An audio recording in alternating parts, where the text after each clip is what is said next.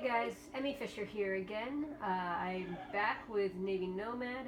I know it's been a while, but it's been a really crazy month. I also got sick, and I am now in the process of moving over the course of the next couple of weeks. So it's going to be a bit crazy, but I wanted to try and get a video out while I had some time. I really haven't been able to play a lot of video games in the last few weeks, so hardly any videos coming out or being worked on at the moment. But as I previously mentioned, I was going to be starting a bunch of games in Primitive Plus now that I've discovered Primitive Plus. I really love Primitive Plus. I wish it wasn't as glitchy as it is in some instances.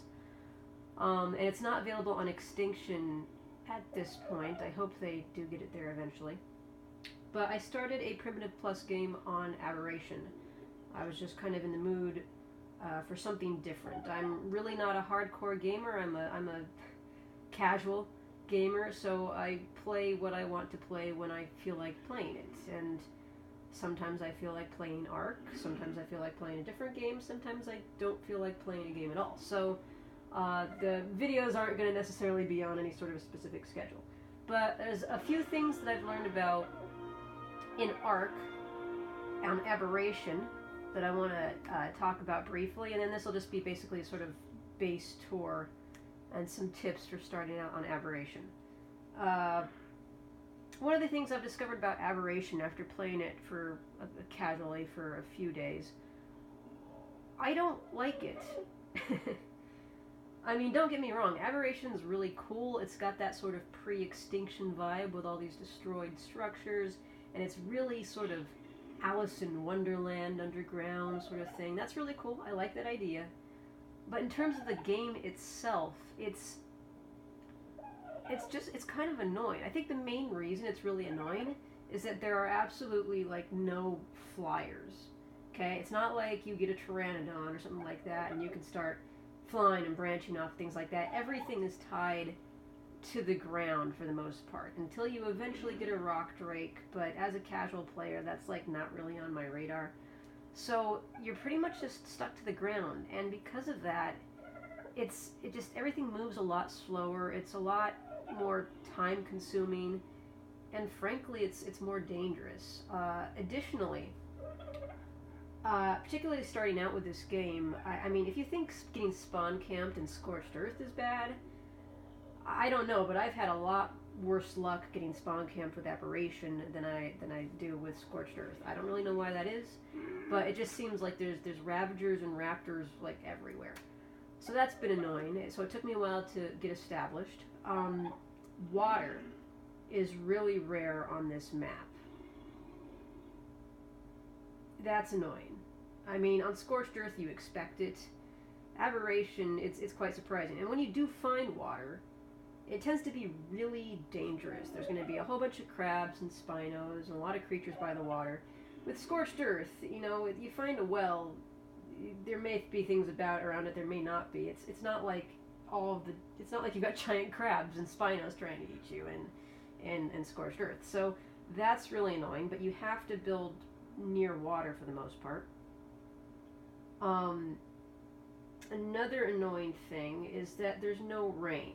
Now, I understand the logistics of that. There's no rain. And you'd think it wouldn't bother me, but I notice its absence. And it annoys me. There's just something refreshing and calm about having it rain and having weather, patterns. I love the weather patterns in Ark when you're on the surface. So that's something I actually sorely miss. That being said, I get ridiculously happy whenever it rains in either real life or on Ark because it never rains where I live. I live in a desert, so rain to me is like the coolest thing ever. I know a lot of you probably live somewhere where it rains a lot, so you're lucky. Alright, I love the desert, but I also love rain because I am in a desert. So that's annoying. And, is that? No, everybody's pooping right now, thanks. There's a couple of other things. Oh, yeah, the other thing I want to talk about. Stones. When you are first starting off, it is like nearly impossible to find a stone that you can pick up. There's a lot of decorative stones that you can't pick up, and there's a lot of stones that you can mine. But it literally took me 20 minutes while being spawn camped when I first started the game to find a stone I could pick up so I could actually, like, make a tool. That's annoying. So if all of that sounds really annoying to you and you're not a fan of Alice in Wonderland, then this map is probably not for you. That being said, I've been playing it off and on because it is different, and sometimes I just want different. But in any case, I'm going to go ahead and give you sort of a tour of what I've done here. Now, do not start in the portal. Portal's actually up through there and over in the bridge. Do not start in the portal. Okay, the portal has no water, and there's large areas of it that you can't actually build in. I don't know why it's labeled easy, but don't start there. I would really recommend starting, I started in Fertile River. Okay, I didn't want to start in Fertile Lake, although that's another easy one as well. But I kind of wanted to be next to a river. That sounded cool, and I started there. Now what I did is I ran around, and immediately I'm trying to level up to the point where I can build a ladder of some kind. That is really going to save your neck. You never want to build on the ground in Aberration. You always want to build up high. So what happened is I was running along, found my water source, and was generally trying to stay out of harm's way. Found a relatively safe spot. A couple of cave bears around, but they have pretty short aggro ranges. And so you got this bridge here that leads to the portal, a little bit broken bit there. And there was a part of it here that just kind of was a base of it. And my first base I actually built down here. It was a 2x2 thatch base. And I was inside that for a bit, but I ended up, eventually once I got the ability to build ladders, building up onto here and placing, I think it was 3 or 4 wooden platform foundations as soon as I got those, on top of this device. You can see, if I scoot back a bit, there's a big gap in the middle. You've got these 2 big support beams and there's a gap in the middle. And you are able to actually land, it's looking like it's 3. You can land more, I think, but I did 3. That was about the size I needed, because foundations always support 2 ceiling widths out from them. I placed 3 foundations up there, and then I built a platform around that. So you're really going to want to make use of vertical space on this map. And you're going to want to get up out of the way of anything that can relatively harm you. A lot of things in this map aren't terribly large, so that's a relatively easy thing to do. I think you have to have something that's parasaur sized to damage this, okay? So this is actually partially damaged. I've never fixed it because I don't expect it to be damaged again. It was damaged by that parasaur there, who somehow managed to glitch into my enclosure and then couldn't get out, so it was annoying me. So I figured I better tame it, but in the process of shooting at it from up here, he was able to actually reach this high up and cause some damage. Not too much, though. So this is about parasaur heights. It would probably protect you from a Rex. I think this is higher than a Rex. Giga, no, because they're, like, ridiculously huge. Like, inordinately huge. Way bigger than in real life. Having stood next to a Giganotosaurus skeleton, I can tell you they are way, way bigger. Giganotosaurus cast mix. That was a really cool show. Saw that in Denver. It was pretty awesome. Maybe I'll show some pictures at some point. Anyway, I wanted to build out this platform. So I've got my 3 foundations in here, and I basically just built one platform out from all of that. I've got my outer deck area here that has my basic sort of supplies and forge. I play PvE solo, so this is really all I need. I've got my smithy, got my refining forge, construction table, hand mill, and my lovely preserving fire that I absolutely love. If you've seen my videos, you know I love this thing. It's so Paleolithic. I'm right next to the river here. I found a relatively safe spot right next to the river after getting rid of a handful of ravagers. Well, I tamed a couple of them. And the cool thing about being next to the river is the river rock, the round shiny ones, always have metal in them. So if you need to get like the small amounts of metal you need at the beginning to get these things going, you can do that. And then once you get metal tools, of course, with your metal pick, you can mine a lot more iron from those rocks. You can see those round shiny ones down there. Now there are some metal nodes up the ways here underneath the bridge. I haven't actually had to use them because, once again, I'm on Primitive Plus, so metal is not necessarily a huge priority. Now if I wanted to create more enclosure space or build this into more of a village, I could actually wall off this area in between these two supports here, and that would act as a barrier on the end there. I originally thought about doing that, but I was limited in resources, so I pretty much just walled off this area. I did create the Behemoth Gate eventually, only because I needed it for the Parasaur, if I wanted to get it in and out. So I did work on that and eventually do that. I've got the sort of walls here. I've never had anything really dangerous come really close, so pretty safe. Now, the building I built on top of this was made out of lumber because I just like the look of it. But I didn't want to have sloped roofs because you really have to take advantage, particularly if you're building on a platform with vertical space. So I built it too high, and I've actually got glass windows and stuff in there because the earthquakes give you crystal, which is really neat. I built some piping. I've got my little water thing in here. I've got that. Got a few bulb dogs hanging around. Got my campfire, my bed, and a cooking station. But the reason I wanted to make a flat roof is so I could have a rooftop garden. And if I really wanted to, I could actually build up on this and make, as many platforms high as I needed. But I actually have one of every type of crop here, including that sour root down there. So this is kind of my garden and how that's going. In Primitive Plus, you can also make the bone meal fertilizer, which is really useful. I do have a couple of reservoirs up here just in case, because reservoirs actually do fill up because of the condensation underground. It's really slow, but over time you will build up your water reserves in there. So if you ever want to build a base in an area that does not have direct access to water, just build a bunch of reservoirs, and then you just have to literally wait it out, and they will eventually fill up with water and provide you really with everything that you need. But you need to set it up first and then come back, later when it's actually filled up. It's kind of like when they built Hobbiton in New Zealand and then had to come back a year later and all the gardens and stuff were ready. That's kind of how I think of it. So this is my rooftop garden. As you can see, some of the plants are still kind of glitchy. They will show up, I think, once there's actually stuff you can gather from them. I think that's how the glitch works. Some of the plants disappear when they're fruiting if there's no actual fruit you can gather.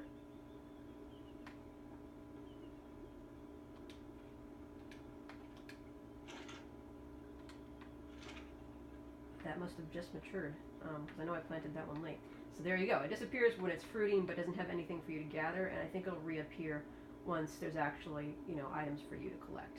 So if you're kind of OCD about that and you want your plants to always, show, always leave at least one of the fruit in the plant slot so that it's actually visible. If I wanted to expand this garden, once again, I could go up, I could build out there. The really cool thing about this spot as well is that I get a ton of trilobites that come up here, like all the time. This is the most trilobites I think I've seen in my life on Ark. So anytime I need any chitin whatsoever, I just look down here and there's always one or two of these things running around. I don't need any right now, so that guy can just kind of wander around. But otherwise, this is a relatively safe, really awesome spot to build. I'll go ahead and show you on the map where I am. We're at about 45 latitude and about 28 longitude. So right there where that blue triangle is. That green dot is where I actually first started. It's really difficult to kind of figure out where you are in this map. That being said, this is my sort of basic base rooftop garden area. Now I found another area, there's a couple of really cool areas that I've found that I would like to build little bases in just because I think they're really cool and I like building stuff. So I'll probably take some video of those areas so you can see kind of where I plan to build next in this particular map, and then come back and show you that. Alright, so really quickly I want to show you a couple of those other great locations for a base. You're in the mushroom forest right across from where my base is, so if you see so there's that broken bridge right up there, so you can see a little bit of my Behemoth Gate in the back there. That's where I am. So I'm right across the river. There's a lot of fairly flat land out here. There's actually some real trees as well, which I don't get on the other side of that. As you move this way, though, like this is a really flat area here, if you're not worried about the danger. I've seen Ravagers and Raptors out here. I've seen Carnos on occasion. Right now it doesn't look like there's too much. Trike up there, turtle. So this would also be a pretty great place to build, but this is what I want to show you. So if you go all the way to the end here, there's this sort of broken bit that looks like it used to be part of that bridge, and there's a mushroom tree right in front of it. This is a really cool area because it's really well defensible. So you've got like this little entrance here. You're not going to get anything bigger than probably a parasaur in here. Definitely not a stego, so you're already protected from too many large things. And what you've got down here is you've got your own little pool here, which is awesome, water source right there. Got a couple of mushroom trees, you can keep them for ambiance or you can clear them out. And most of it's, walled off. Occasionally things do fall down from the top, but you're going to get that pretty much anywhere in Aberration. I've never seen anything dangerous fall down here. Mostly all I've seen are a couple of stegos that like accidentally spawn in on top of a mushroom. That happens a lot in this game. I got a parasaur down here right now. You could even build up on top of these metal structures here as well. There are a couple of metal nodes here. So if you want to keep those, you'd probably have to either build way back in the corner or just not build here at all. But metal is relatively, if you're in Primitive Plus, you can get them from the river rocks, and there's, metal nodes kind of all around this area. I think there's some on that island over there. There's definitely some if you follow the bridge supports in that direction. So it's not like it's the end of the world if you cut off these metal nodes here. But the only downside to this spot here really is that it's kind of sloped. But you know what? If you're relatively decent at building with pillars, that's really not a problem. And of course down here you could clear out these trees and you could probably lay a few foundations that way.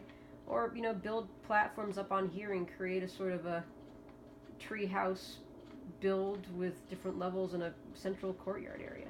So this is a place that I'm looking to build just a, little base or play around with it in the future should I get the hankering to do so. So that's base option number 1. I'll go ahead and go to the other one, the one I want to build in next, a little bit further away, but one of the most beautiful, I think, parts of the upper levels of the map. We're on the upper level of the map. We haven't gotten down to, blue or radiation zones. But I'll go ahead and go show you that one. Alright guys, we are at the other location. Now, this I think is one of the most beautiful places you can actually build. We are pretty close to the roof of this. If you look up, like, you can see it's day out there. I can't really describe how I got here from my first base. Basically, that side where I could extend if I wanted to, there's a sort of a ramp that goes up, and I just kind of did a giant spiral up, always going to the left. We are at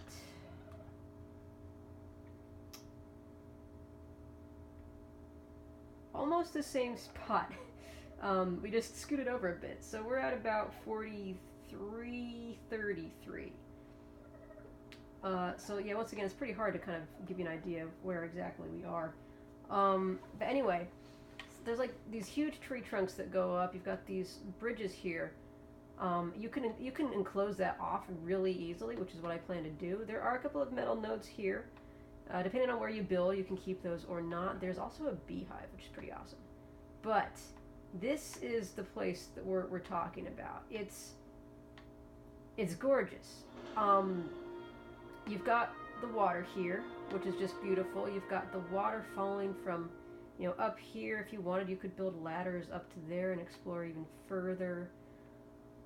It's a challenge because the terrain is uneven, but if you can wall this whole thing off, you can just build sort of a bunch of small buildings rather than building a big one, or you could build like some small support buildings, like this is pretty flat here, and then have like the buildings go up and over the water here, have the water run through your building like a Frank Lloyd Wright style. So this is really cool. You've got water here. It is drinkable, which is awesome, because sometimes water in Ark is not drinkable. Over here, you've got one of these weird plant things. Got some green gems, but those are relatively easy to find. Now, this does move over to the side here. So you've got this whole area back here that you can build as well, which is... Why is that... What's going on? Oh, it's a loot drop. Cool. Which is flat. You can build over here. That's a car. No, go away.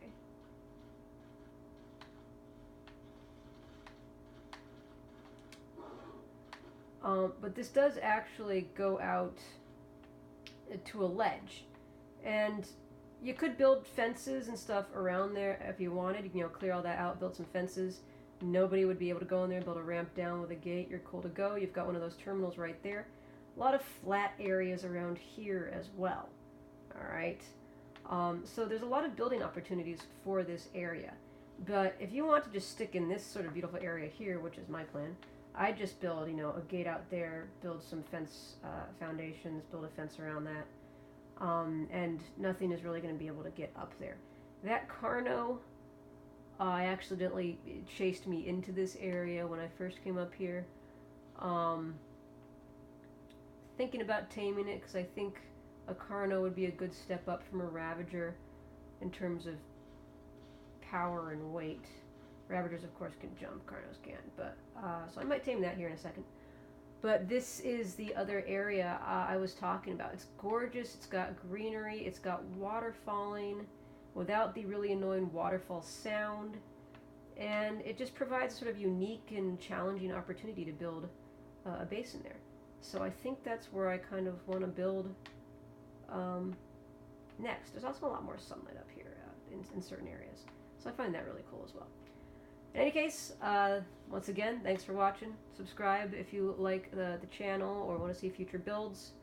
I'm gonna go and tame this Carno. See you later.